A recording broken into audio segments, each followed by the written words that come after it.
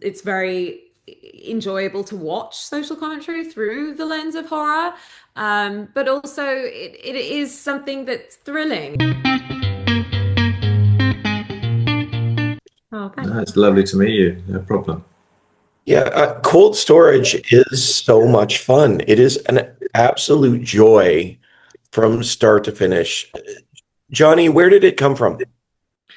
Well, it's come from David's crazy imagination and his novel of the same name that he'd written, believe it or not, pre and conceived pre-COVID. Quite a prophetic story, really, when you look back on it. And he'd written a screenplay about it, and I was hooked as soon as I turned to page one. Well, I mean, it's just like it's such a blast of a ride. And David, of course, has this incredible imagination, as you said. Historically, so many great films have come out of from his laptop. Yeah. Um, but Georgina, what excited you to take on Naomi? What is it that makes her unique?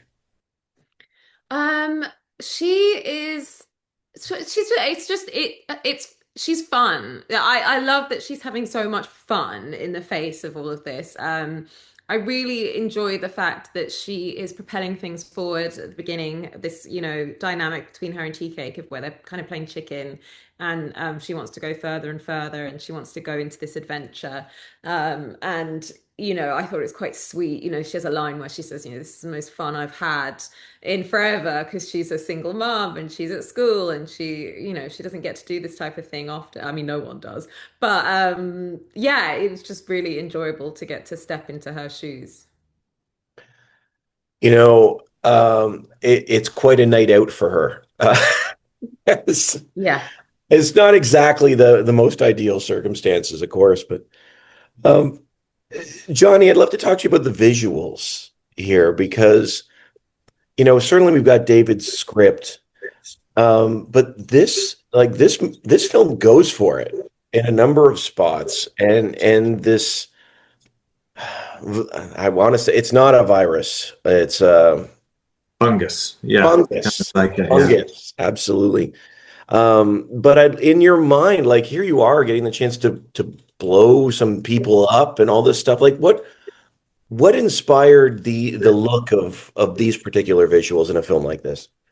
I think it just needs to escalate, and I think it's about harnessing some of the creativity that comes from the different departments, be it the production designer or the special effects team. We wanted to try and get as much in camera as possible. We knew we were going to use VFX to add the icing on the cake, but you never know quite how much VFX is going to take over. But it was important for the actors, for like Georgina's character to see something, that to give them something to react to. So that was cool, and it was important that each, should we say, the body count is high, but each time something happens, it needed to be different. So that was fun, trying to work out what was going to happen, how the fungus was going to evolve, and how it was going to spread. And to what Georgina says, it was fun for the character. She was drawn like a thrill seeker to the danger. And what I loved about it was how, and Georgina mentioned this before, which was how your character suddenly kind of almost gets cold feet, and there was a lovely arc for you. Yeah, yeah, yeah. You kind of have the moment of her running towards this danger and this adventure, and then she halfway through is sort of suddenly realizes the stakes and has a child at home, and then Tea Cake takes over, and then he becomes the one that is running towards the danger and wants to save the day. And this kind of a lovely balancing act between the two of them. They are a great team. They are a great team, and I mean certainly Georgina. I mean you're working with Joe, and neither of you are not unfamiliar, shall we say, to the spookier horror genre, if you will. Um, I was wondering for you both, I'm sure you had conversations on set or even just your thoughts on the nature of horror. What is it about horror that keeps driving us back there? What do we need from it? I mean, personally, I guess we've seen horror is very good at social commentary. Um, it's very enjoyable to watch social commentary through the lens of horror. But also it is something that's thrilling. It's kind of, it gives you a thrill. It's exciting to watch. It has an emotion to it. It's a bit like, I mean, in this film, you've got both. You have the horror and you have the comedy, but you know, comedy kind of makes you laugh, and then you've got horror that gives you a scare, and it's enjoyable to feel those emotions, I think. Yeah, there's sort of one of the things I loved about this film is that sort of balance between pushing the boundary and then laughing about it along the way. I think there's a great tension there. It's sort of like a catch and release. You know, we're allowed to watch someone blow up, and then we're allowed to laugh about it afterwards. I think. Yeah, that's right, and it is about feels. I think people are drawn to horror because there must be some kind of endorphins or something that you know that there's going on chemically in your brain when you're scared, and that there's actually a weird pleasure in that, especially when it's not actually real. But also, and the same with humor. You know, as Georgina said, you let your guard down, and then the horror gets you. But I think ultimately, it's you know, it's escapism. It's putting yourself in a place that is perhaps, you know, showing something that's horrific that's going on, that makes your world feel much more normal and okay. Yeah, it's a strange line, isn't it?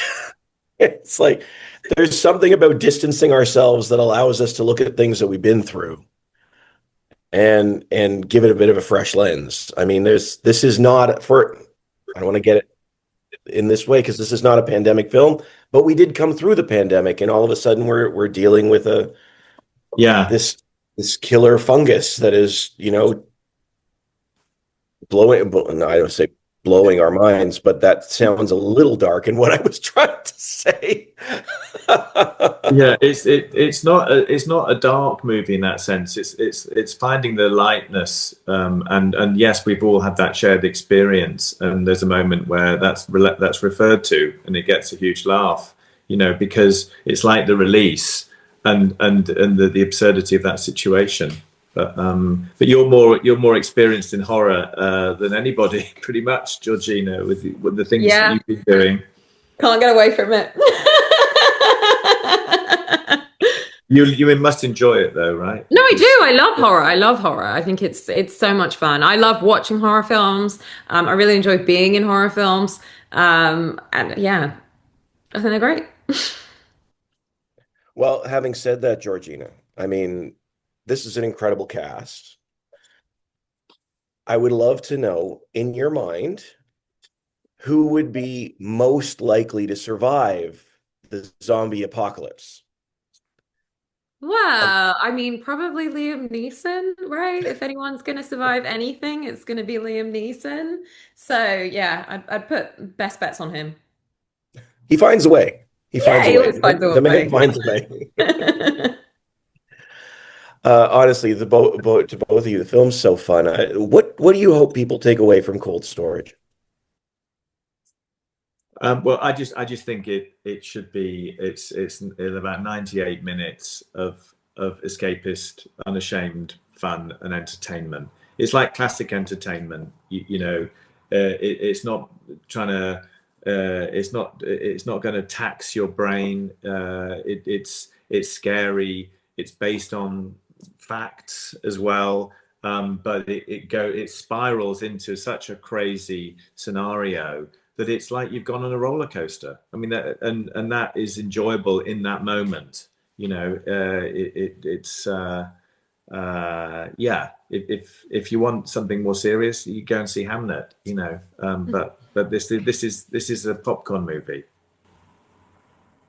It's such a blast. I had such a great time watching it, and I know that anybody else who checks it out will as well. Honestly, thank you so much for your time. I really appreciate it. It's great. The film is so much fun. Cool. Thanks so Thank much. you It's nice speaking to so you. much. Glad Nice you meeting enjoyed. you.